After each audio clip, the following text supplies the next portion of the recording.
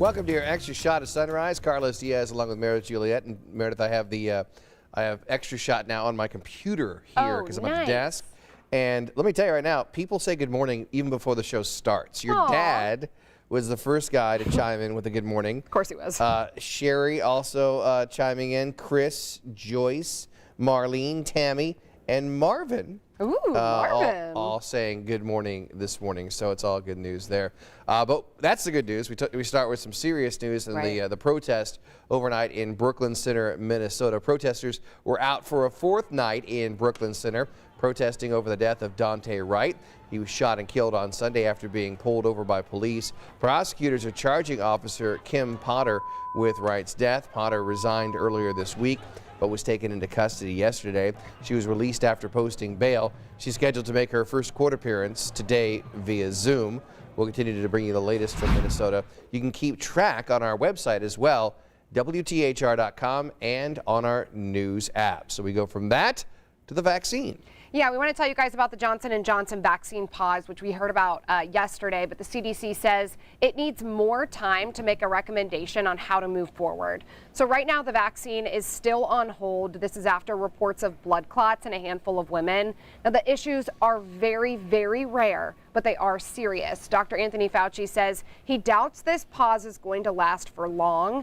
As of this morning, 192 million vaccine doses have been administered in the U.S. So we know that even without the Johnson & Johnson, it's looking like we're on track to meet President Biden's goal of 200 million doses by the end of this month. But just some scary stuff there. We understand people who are hesitant. If you've gotten the Johnson & Johnson vaccine, these clots that have occurred within the first 2 weeks. So if you got the Johnson & Johnson vaccine about a month ago or something like that, you don't necessarily need to be worried about this. If you've gotten it recently, just keep your eye on your symptoms. Call your doctor if you're worried.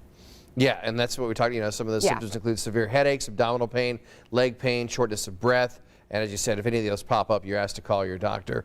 And we talked about this yesterday. Over 7 million people received the Johnson & Johnson vaccine. 6 people had adverse reactions, and they shut it down. As Dr. Anthony Fauci said yesterday on all the shows that he was on, he basically said this shows that the CDC and the FDA are on top of keeping people safe, going to this lengths to pause a vaccine to make sure, because they could easily say, well, that's 6 people out of 7 million, let's just keep going. But they're pausing to make sure, that everything is safe. And you can keep track of the latest vaccine changes on our website, WTHR, and on our news app. This next story I really love about a Hoosier making history. Yeah, it's super positive. An Indiana native making history at the Oscars. Her name's Mia Neal. She's the hairstylist behind the wigs worn for Viola Davis's and Ma Rainey's Black Bottom. She teamed up with stylist Jamaica Wilson for this job. Now together, they're the first Black women nominated for an Oscar for makeup and hairstyling. I think you said on air this morning, Carlos, it was for the horsehair wigs. Is that correct? Yeah, they got this horsehair. They didn't even know if the horsehair wig could curl. They said it was because they wanted it to be authentic. Yeah. So the wig that you're seeing her wear right there, that's actually horsehair. What I can't understand, and I can't believe this, I mean, the Oscars has been around forever, and this is the first time that a Black woman has been nominated for an Oscar for makeup and hair. I mean, that's crazy. It is crazy. It's kind of a part of a bigger conversation about these award shows and award ceremonies being like notoriously white men nominated. Yeah, I'm amazed. I'm amazed at that. All right. So talk about some good news for people. Champagne sales are now up. Woohoo! People are, I guess they're celebrating as the country continues to reopen. Yeah. And those celebrations require champagne. It's only champagne if it's from France. Otherwise, no, seriously, if it's not, it's just sparkling wine. Really? You can only call it champagne if it comes from France. Oh, how funny. Champagne sales jumped 88% last month. In some countries, getting champagne has been very tough due to the widespread lockdowns. The demand for bubbly has gone up so quickly, some distributors are having trouble securing cases of it for bars and restaurants. If I have like half a glass of champagne, I can't drive home. It's just. It hits you hard. For me, champagne is, whoa. I can't handle it. I love champagne. It's probably, if I'm going to choose an alcohol to drink, it's probably my favorite. But it hurts the next day, even if you don't drink too much of it, because it's so sugary. Yes.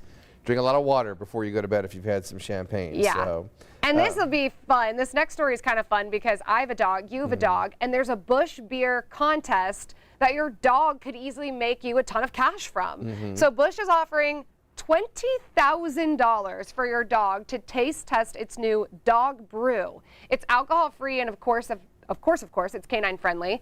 To apply, you want to post a pic of your pup on social media along with why they're qualified to try this beer, and make sure to use the hashtag BuschCTO. That CTO stands for Chief Tasting Officer. Okay, so here's the thing. First off, before we get into this, Yeah. let me just say I'm getting kind of tired of this whole we'll pay you to do this thing. Oh, for sure. Because they know that as a news organization, we're going to do the story. Yeah. Okay? And so this is obviously a ploy to get people to talk about this, as Chuck put it earlier, this kind of beer, this beer broth, if you will, Yeah. for the dogs. It's non-alcoholic.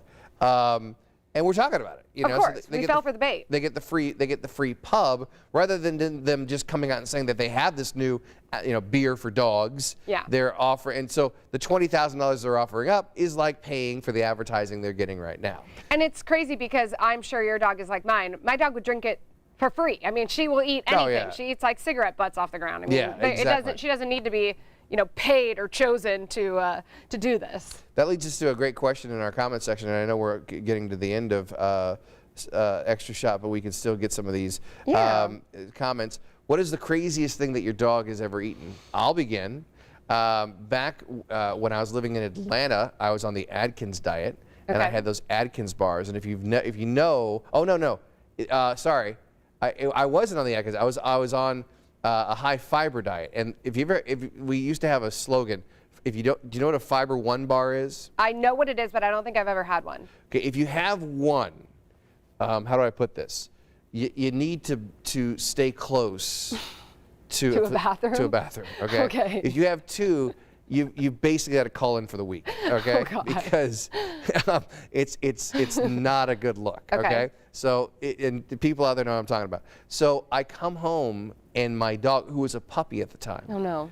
got in and ate a whole box. This is Charlie? This is Charlie. Oh. Ate a whole box. And let me just tell you right now, the apartment was in bad shape. Because, and I mean, and they got chocolate in them too, so that was not, I was really afraid for his health. I took him to the vet and the whole thing. But let me tell you, the ride to the vet, in the car with white leather seats and the apartment. No. It was not a good look for anyone at all. I still have PTSD. So I live downtown, and we live really close to a park, and so we'll go over there with the dog all the time. And we used to let her off leash when she was a little bit younger. Now she's full grown, and we don't do that. But she was running around. She always used to sniff underneath these trees, and she brought me a pair of men's boxers. And one of my neighbors was outside and she was like, oh yeah, I think someone's been sleeping in the park. So she brought me like a pair of worn men's boxers. I was not pleased with her at that point. I was like, Bobby, I don't need these. My dog Charlie ruined one of my wife's and I's first date. Olga and I, because I got Charlie and Olga and I started dating.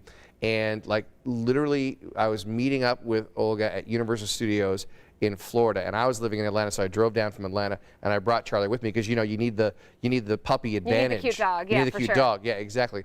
And so we were just going to leave Charlie in the hotel room, and then we were going to go out to Universal City and have a great night out, dancing and eating, having dinner, and the whole thing. And before we went out, I took Charlie out to do his business. And there was a little pond, and I turned away for a second, and I look over, and Charlie is drinking from the pond, and it was like the worst pond scum, gross, yeah. And then he just started vomiting. Oh, baby. Over, and I mean, I thought he was gonna die. Oh. And so we had to cancel our plans and stay in with our puppy, and we had to put him in the bathtub because it was just constant. Poor So Charlie. yeah, it's amazing that my dog. I know, Charlie's really been through it. He's been. I mean, you know, both sides, both ends. You know, but he's fine. He's now 9 years old, and he's a great puppy, and he's a great doggy, and we all love him. So I think if I brought home Bush beer for dogs, he'd be like, yeah, whatever. He'd be like, I've had worse. I've had, you know, toxic pond scum, so I'm okay. You know, we got some good mornings from Charlie. It's not my dog, but a different Charlie. So Daniela says, congrats to the artists that we were talking about. Glenn says Viola Davis has got a lot of movies. She does, and most of them are amazing. Yeah. Brian said, watch Charlie better. I know. I'm not a very good dog dad. Yes, you are. I'm better with my own kids. He's happy. Yeah, Julie says, wow, I need to get those fiber bars. That wasn't exactly an endorsement, Julie. But yeah, I mean, seriously, if you've never had a Fiber One bar, they're actually delicious. So they're not low in sugar, see? So they load up the sugar, but then they also load up the fiber. And so... We're learning a lot today. This has been kind of a gross extra shot. I'm just telling you, there's certain things that I know from experience. And the funny thing is, I mean, I'm really getting inside baseball here. So then Fiber One became a sponsor of us on HLN, and Bob Van Dillen, our weather guy, used to read the sponsors, and I dared him one time on air. I dared him to say, have one, be close to a commode. Have two, stay home from work. And he did it. And yes. I was crying. And we got in trouble because Fiber One was not happy with that. Paid for that spot. They were like, you're not supposed to, that's not the copy. That's not what we sit down as the copy. So. Oh, that's funny. Well, this has been a funny morning here on Extra Shot. That's Carlos Diaz. I'm Meredith Juliet. We'll see you tomorrow morning. Who knows what we'll talk about. Bye, guys.